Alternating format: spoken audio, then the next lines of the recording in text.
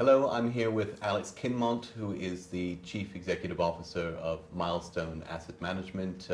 He's an old friend of mine. We were in Japan together, so I can call you an old Japan hand. Thank you. It's great to be with you again. And I hope it's a compliment. It is absolutely. You've survived all these decades. Miserably failed to achieve escape velocity. Well, you are one of the people. We were there, as I say, in the late '80s, early '90s. So you saw the peak of the bubble years, and then the beginning of the end of the collapse, and you've lived through it.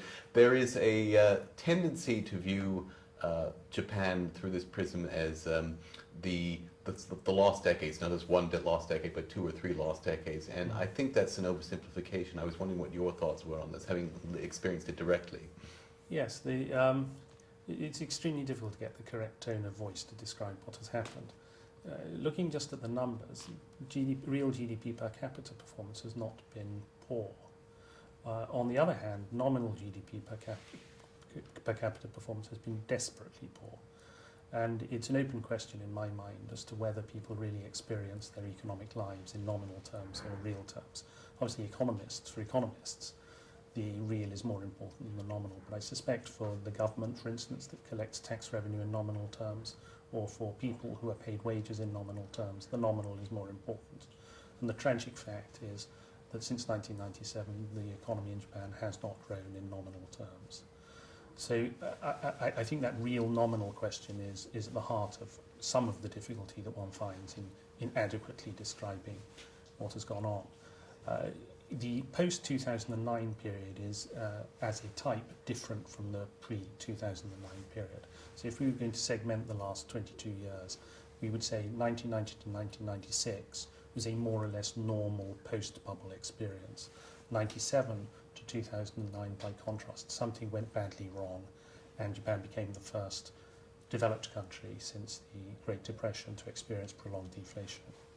And 2009 was another period during which the problems that already existed as a result of the onset of deflation were compounded by the global financial crisis. Yeah.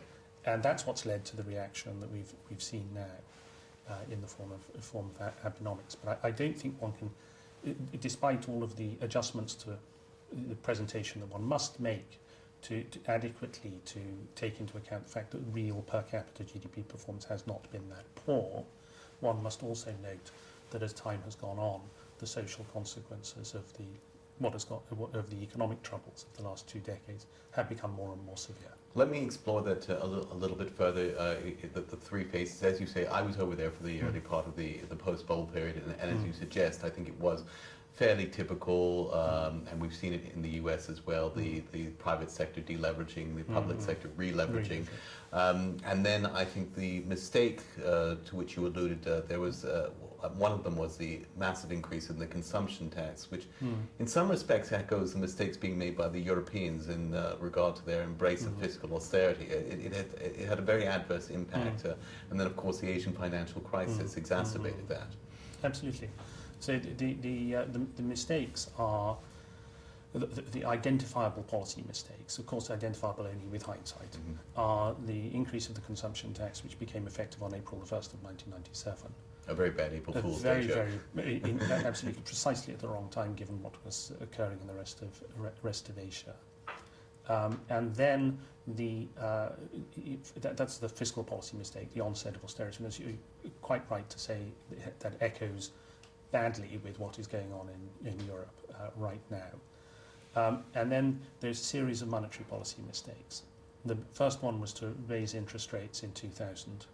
The second was to tighten in February of 2006, tighten on a quantitative basis rather than by raising interest rates. And the third mistake was the most fantastic of all, which was to tighten in the middle of 2009 after only 3 months of easing.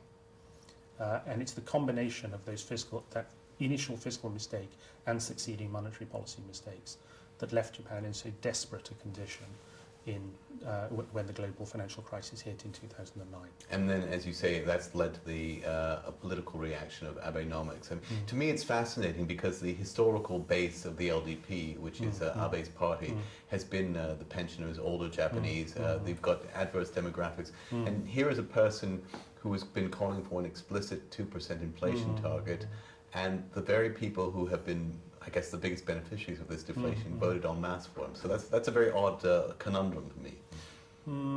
Yes, I'm not personally attracted to the idea that pensioners and older people have been driving Japanese politics for the last 20 years.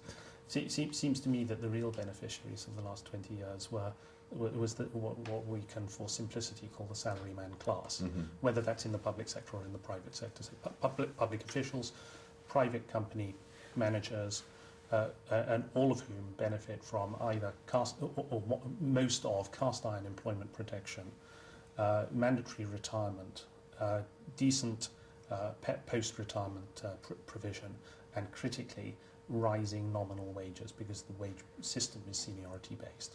Now, if you have all of that in a deflation, your relative social position actually improves rather than deteriorates. You may not yourself be getting that much richer, but you're certainly a lot richer than anybody else.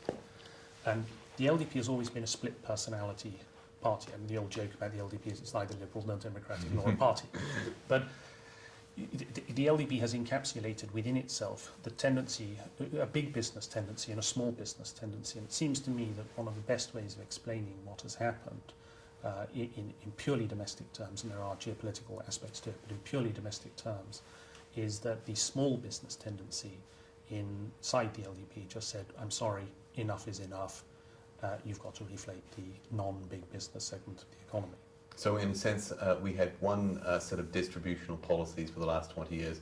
Abenomics represents a reaction against that, and we're getting a different kind of distributional politics right now, or at least an attempt for that. Yes, that's right. And that actually embodies an instability, because it wasn't an accident that the redistribution, the implicit redistribution in favour of the salaryman class persisted for 20 years. It's because the salaryman class is powerful and has stronger access than the ordinary person and the small businessman or woman to the levers of power, and particularly to the levers that move the LDP.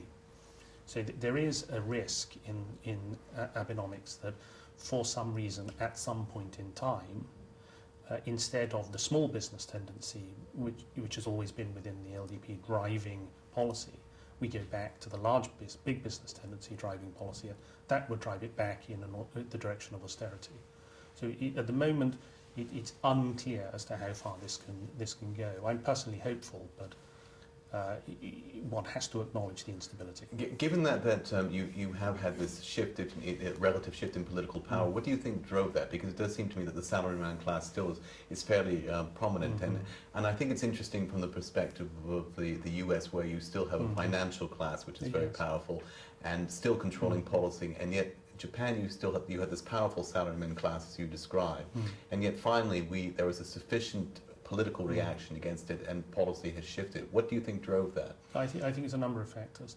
The first and most obvious is that there was a tent village erected in the centre of Tokyo and in the centre of Osaka at Christmas 2008 going into 2009. So their equivalent of Occupy Wall Street. So nearly 4 years ago, we had a demonstration that the pain in the non-salaryman segment of the population was about to achieve, or had achieved, some form of public manifestation.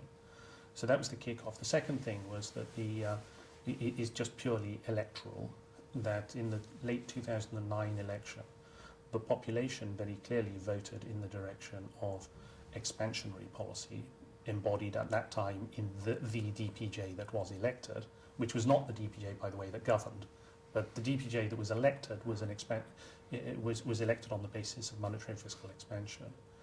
And then spinning forward to 2012 and the last election, that was the second time the population, the electorate, had been offered a choice between austerity and expansion, and chose expansion. Except, yes, because at this point the DPG has become fiscal austerity. Absolutely. So the party for which the population voted in 2009 turned into the party of austerity. The party of austerity in 2009 turned into the party of expansion, which comes back to the instability that's inherent in the current situation. But I think the lesson was learned on the part of the LDP that, at least in terms of an electoral platform, it must be expansionary. And the other two factors that were involved are much more difficult to deal with, but it is, one can't prove, but it is thought to be the case that big companies such as Toyota actually generated no income, taxable income in Japan in 2012.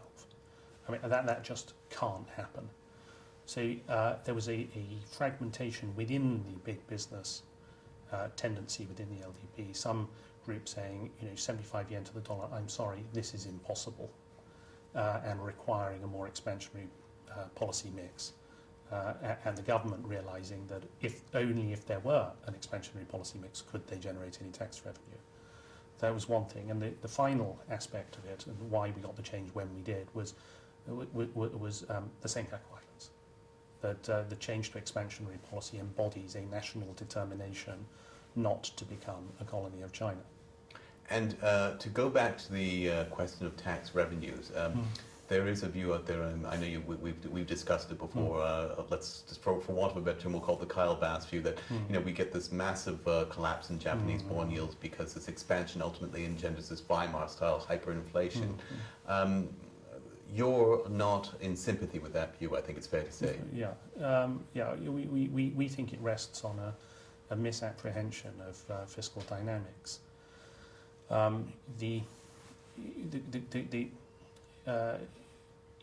very happy with the idea that in a recovery, a genuine recovery, bond yields go up. Indeed, I'd almost go as far as saying that it is only when bond yields go up that we will be able to say, hand on heart, that Japan has recovered. So I'm not ruling out higher bond yields. It's the extreme scenario that I personally find unconvincing. And the reason I find it unconvincing is that it doesn't allow for the growth of tax revenue that will naturally result from a higher level of nominal GDP. Because the tax structure is very pro-cyclical in Japan. It's less pro-cyclical than it once was because of the injection of the consumption tax, but it is still highly pro-cyclical. And the origin of the fiscal stresses which exist today in Japan is not excessive spending, although spending has risen to some degree. It is inadequate tax revenue. So, for instance, if we look at corporate tax revenue today is annualizing at around 60% of the level of 1990. If we look at personal tax revenues, they've all gone down relative to GDP. Even the consumption tax, which is a new tax from the 1990s onwards, has not replaced, as a percentage of GDP, the loss of tax revenue in personal income tax and so on. And the reason that this situation has arisen is that under a deflation, by definition, after a certain period of time, there is nothing to tax in the economy. So what Abenomics is seeking to achieve, and I'm not suggesting that it is Mr. Abe, or that we really understand all of the ramifications of Abenomics, which just it's a nice convenient shorthand. Abenomics is really seeking to achieve is to re-inject profit into the economy. By re-injecting profit into the economy, it will re-inject tax revenue, and that will allow the government to offset the rise in the interest burden, its interest burden, that comes with higher nominal interest rates. It would be nice to see, because of course when we were there in the late 80s, there was, and this has echoes for China, I guess, there was all these stories about Japan as number one, they're about to overtake it. And in the last couple of decades it's become an irrelevance, so it would be ironic that just when it's come completely off the radar screen that Abenomics helps to engender a rise. Absolutely. We're going to have to stop here. I want to thank you very much again for coming and sharing your insights. Fascinating as always, and it's greatly appreciated. So thanks a lot. Thank you.